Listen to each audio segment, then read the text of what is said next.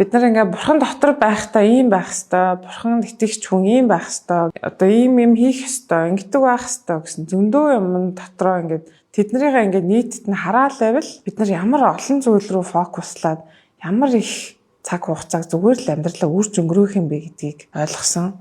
Тэгэлгүйгээр бид нар бурханы тэр тод ялгуусан алтралуу бурхан яг юм бэ? Яг ямар бурхан юм бэ гэдэг рүү бидний бүх хараа, бүх фокус зөвхөн тийшээ чиглэж тэрийг л гайхан биширч амьдрах юм бол бусад бүх юм, бусд руу хандах хайр маань, хөшөө өөрийн адил хайрлах маань, бурханыг бүх зүрх сэтгэл, бүх оюун ухаанаараа хайрлах тэр хайр маань биднээс зүгээр л натуралаараа, гоёороо гарах юм байна. Тэгээд амьдралаа үрхгүй байх, амьдралаа одоо чин зүрхнээсээ ингэж бурханыг хайрлаж амьдрах хоёрын хооронд ямар ойрхон зааг байгааг энийг олж анзаарахгүйгээр ямар амархан зүгээр л амьдралаа өөрлөгөө харсаар, өөр бусад зүйлс рүү анхаарсаар байгаад үрээд өнгөрчих боломжтой юм бэ гэдгийг харсан. Тэгээд энэ номын орчуулга нь бас их гоё болсон байсан.